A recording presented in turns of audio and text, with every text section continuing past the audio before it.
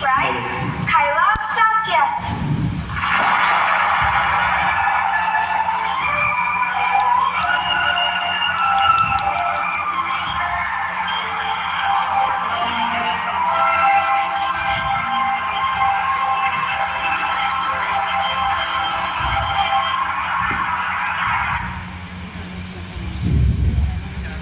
मैं कैलाश सत्यार्थी।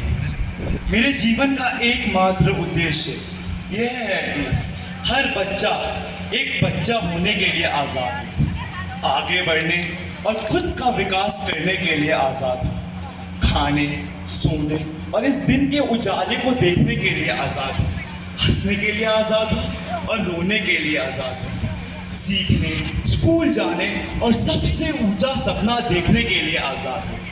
पर मेरा मन बार बार यह प्रश्न करता है कि क्या मैं अपना सपना पूरा कर पाया, कि क्या मैं उस बच्चे को आज़ादी दिला पाया जो मेरे ही उम्र का था, लेकिन स्कूल जाने के बजाय जूते बना रहा था। मैं कितना खुश था, वाह आज मेरे स्कूल का पहला दिन है, कितना मज़ा आएगा, नए बच्चों से दोस्ती करूँगा। ये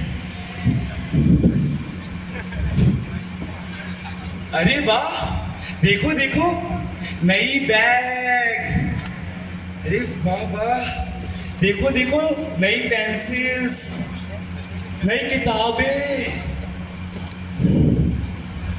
अरे वाह नई बोतल भी। आज तो मजा ही आ गया, आज तो मेरा दिन बन गया।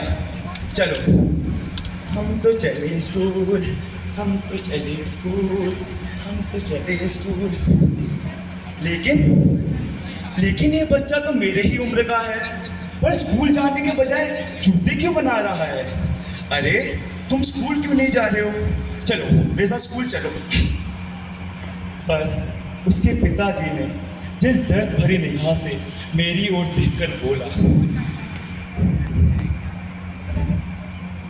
बाबू हम लोगों का जन्म काम करने के लिए हुआ है, आप लोग के जैसे पढ़ने के लिए नहीं। मेरी सारी खुशी काफूर हो गई, मेरी आत्मा द्रवित हो गई। जैसे ही कक्षा में मास्टर जी आए, मैंने पूछा, सर सर सर हमारे विद्यालय के गेट के बाहर एक बच्चा जूते क्यों बना रहा है? वह हम सभी के साथ यहाँ पढ़ क्यों नहीं रहा? चुप रहो तुम, यहाँ नेतागिरी करने आए हो, अपना ध्यान पढ़ाई में लगाओ, फालतू की बातों में नहीं। फालतू? क्या मेरे ये प्रश्न फालतू है? अब भला मेरे इस प्रश्न का जवाब कौन देगा? अरे हाँ, माँ से पूछता हूँ, माँ के पास तो मेरे हर प्रश्न का जवाब होता है। माँ सुनो।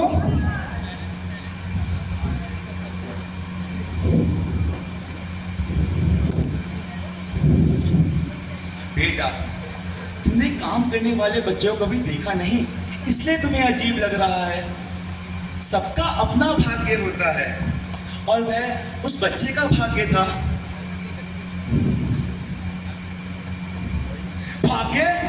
मैं नहीं मानता किसी भाग्य में। एक स्वतंत्र देश का बच्चा भीख मांग रहा है, जूते बना रहा है, स्कूल नहीं जा रहा है, कालीन के कारखाने में काम कर रहा है, बीड़ी की फैक्ट्री में काम कर रहा है, अपनी जान हथेली पे रखकर पटाखे बना रहा है, खदानों में दिन रात बंधुआ मजदूरी कर रहा है।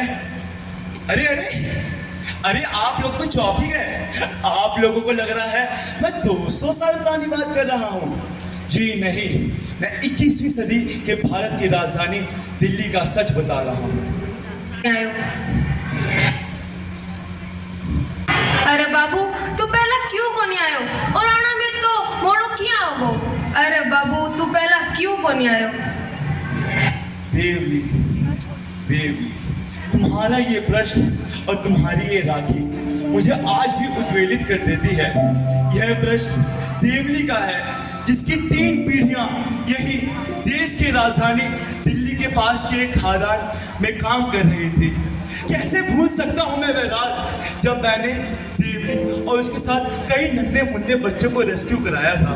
कैसे भूल सकता हूँ मैं वह डरी सहमी आंखें, दुनिया को अचकचा कर देखती हुई आंखें, विश्वास और अविश्वास के मिश्रित भाव से भरी आंखें, जिनको जब मैंने खाने के लिए केला दिया तो कहने लगे, और कांदो तो कौन ही, अरे मने दिखा वो आलू भी कौन ही लाग रहे हो। अरे भाया और तो कुछ अजीब सा कांदो है। 8-10 साल के बच्चे जिन्होंने आलू और प्याज के सिवाय कभी कुछ नहीं खाया, जिन्होंने अपने 8-10 साल की आयु में मीठे का स्वाद तक नहीं चखा। अरे बेटा इसे ऐसे नहीं खाते, इसे ऐसे छील कर खाओ।